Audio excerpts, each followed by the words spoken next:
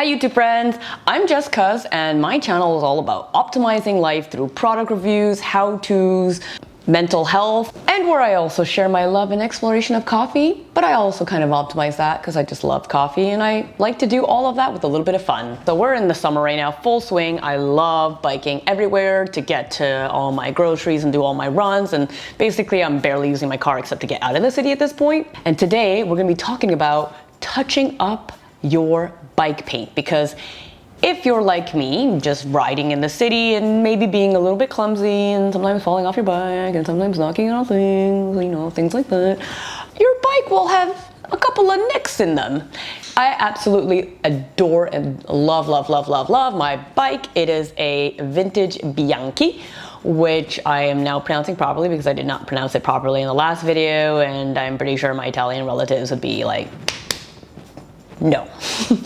I'll link the video in the description down below. You can see that video where I give a little tour of my bicycle. I've seen a lot of videos that talk a little bit about how to touch up your bike, and they don't really offer anything helpful, in my opinion, in terms of actual color matching tips, other than just telling you to find a matching paint, which is very vague.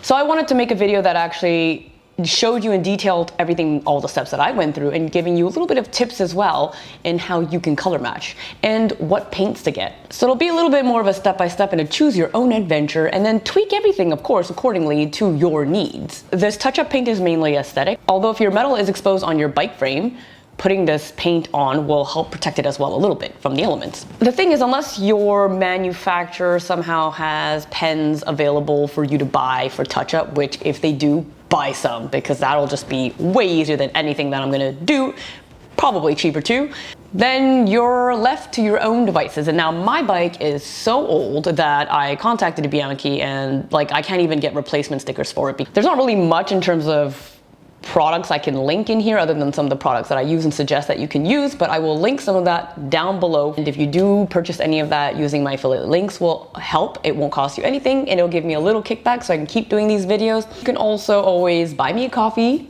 and the link is in the description down below, or you can thanks me with the button below this video, as well as like the video while you're there. Now let's get into the fun of it. Of course, having a basic understanding of color will be very helpful. So you can Google search color wheel and you'll be able to understand a little bit the primary colors and complementary colors, which are the ones opposing colors, contrasting colors. And that'll help you a little bit with gauging if you need to add a little bit of warmth in it or coldness in it in terms of color. What you can also do is if you're trying to match with a swatch or nail polish or whatever else that you're using and comparing to, squint your eyes so it's really blurry, and hopefully if you can round the swatch like the bike, because that'll affect the color, put it near it and squint your eyes and see if it blends in so well that you can barely notice where the swatch or the nail polish, whatever you're using to compare it to, is even noticeable. And if it's not noticeable, then you have a pretty good match. Let's talk about color matching. All of the tutorials that I watch don't actually give you any insight into how to color match at all. They just say use nail polish, try to find matching paint, and that's pretty much the extent of it. I've taken some art classes in the past, and there's a lot of little tricks that you can use. Unless you're colorblind, which would be difficult to color match, you can use these tips and it'll already get you closer to finding a good match and give you a starting point for that. Let's start with observing the paint on your bike really well. In different lighting conditions, use your phone light, use outdoor lighting, overcast, sunny days. Try and really observe your paint and see what it is. In the case of my Bianchi bike, when you look at it really quickly, you think, okay, it's a black bike, but it's not. It seems like a semi-gloss. When you go real close, I noticed that my paint is actually a dark gray, leaning a little bit on the warmer tones, and it had metallic flakes, gold metallic flakes.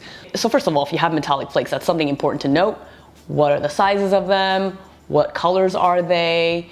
Okay, so that's separate to the base color. And keep in mind that the metallic flakes inside of that base color may alter how it looks up close as well as from far. So really take into consideration all of that. What types of paints can you use? Well, basically any paint that will hold up. There are 3 suggestions that I have for you. Nail polish, which is the easiest, most accessible. If you know someone that paints their nails or you paint your nail, that's already way easier. If not, you can always go to the pharmacy for that. Then there is paint for toy models. We can get that at a hobby store or an art craft store, or you can get automotive car paint, which would probably be the best in terms of durability. But when you're touching up such a small area, I don't think that it's gonna make a huge difference in terms of durability. Like any of those 3 would be perfectly fine. So for nail polish, which I would assume would be the same as a paint for toy models, what I did is I set off to try and color match it first. So normally when you buy these, you can't really return them. If they have a tester bottle, that's the best to do. But if they don't, I will say what I say and you will do what you do. What I did is I brought a blank piece of paper to the store and I took a bunch of different colors out that I thought would work and I swatched it. So I had to swatch 2 different things. I had to swatch metallics and I had to swatch the base color. I swatched it, I indicated, for my reference, I wouldn't forget, the name of the brand of the nail polish as well as the name of the actual model of the polish, of the color. Then, when I got out of the pharmacy, I was able to go on my bike and actually turn the paper over and really get the swatch really onto the bike to color match and see which one worked best with the base color and which one would work best with the metallic. Now, if you're really good with that whole color wheel theory I was saying, you could even mix and match different paints. Depends how granular you want to get. It depends how complex your paint is. If you have a straightforward flashy red or black, it's going to be a lot easier to match. But if you have white, there's so many shades of white. Trust me, my last bike was white and I did that and it was a whole process. And as close as I got to color matching, it still wasn't that great of a result when I actually had the paint on. White, if you have white, I sympathize with you, but it's possible. It's possible with time and patience. The other option is go to a hardware store. So in Canada, we have something called Canadian Tire that has an auto parts section there. They have duplicate color. You won't be going off of the swatches that they suggest for cars because you're going with a bike, but you could basically pull them out, put it next to your bike and see if it works. Now, I was able to bring my bike into Canadian Tire, no problem, so that made it infinitely easier for me to actually put the paint next to my bike and compare. This is in the spray can, this is in the touch-up pen. Obviously, a touch-up pen would just be much easier because with a spray can, you would need to actually spray this into another jar and then take a paintbrush and then paint on it. But these are 2 other options that you can go with. Best option, in my opinion, well, for my situation with my Bianchi bike, which was a little bit of a finicky bike to match for color, I went to an auto parts store where they customized the paint for me. And I'll explain what the process was. The closest thing that I can get to what I wanted was a car paint because I know that there's such a variety of car paints. I looked at their swatch book and I went through a lot of them, but it was very quick to be able to pinpoint which would work or not. I marked the ones that worked well or not and I put it next to my bike. The guy that was working there, that is the paint guy, he is passionate about this. He was super patient, super helpful. Everyone in the auto parts store was just so nice there. This was a completely custom project, and I think he's tackled some of these before. Because they usually, for a car swatch, they could have a reader, but they need a flat piece. But on a bike, there's no flat pieces for them to use to be able to extract color off of. So everything is being done manually by eye. If you can like scope out and see if the paint person is gonna be good and helpful, then that'll make things so much better. So based on the swatches, I showed him that I thought worked well. And then he had suggestions on which one of the swatches that I pulled out would be better.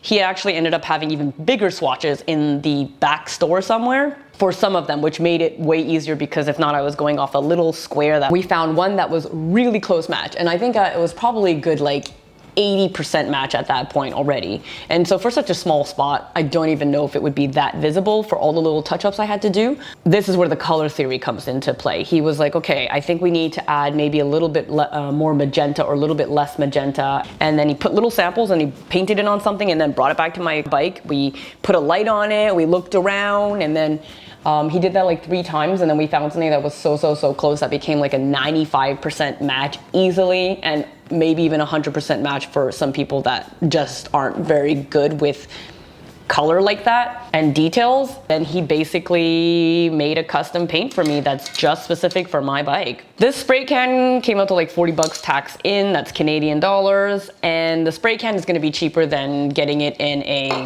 container. Instead of getting a lacquer separately, we put the lacquer in here because my bike is more of a semi-gloss anyway, and it just made application and everything easier. In my case, I put painter's tape all around, but I don't even know if I would suggest doing that because even though it was great, I didn't have to be very precise. When I did pull the painter's tape off, it just pulled a little bit of my touch-up spots. It depends on your situation, it depends on how big the scratch is. So what I would suggest is if you're going with a spray can, what you would do is you would give it a good shake, you would spray it into a container, make sure you're in a well-ventilated area. It's gonna probably overspray a little bit onto your hands.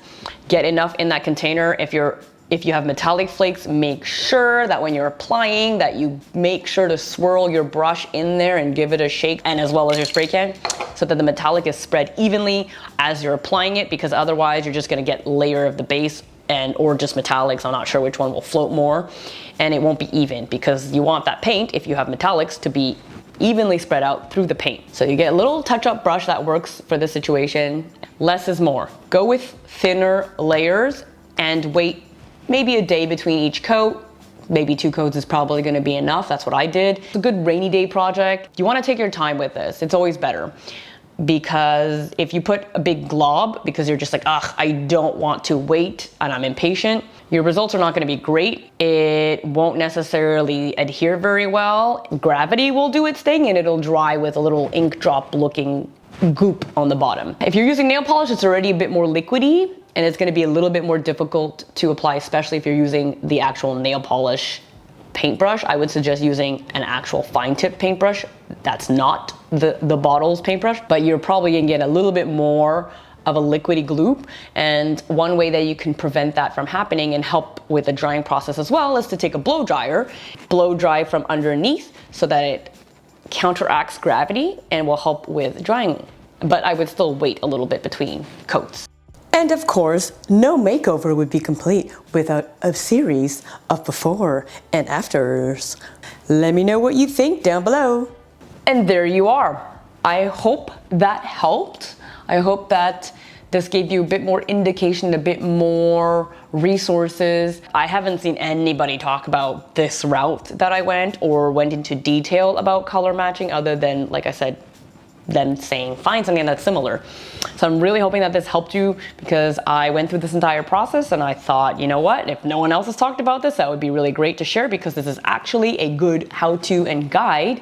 And if you have any other questions, please let me know down below and I will do my best to answer them. And I really hope that this helps you. And if it has, please comment down below. I love hearing those stories. It lets me know that they're being well received and that I'm not just making these videos and throwing them out there and then nothing happens. It's nice to get feedback. So that's always appreciated. Like the video, share it, subscribe if you haven't already, and I will see you in the next one. Bye!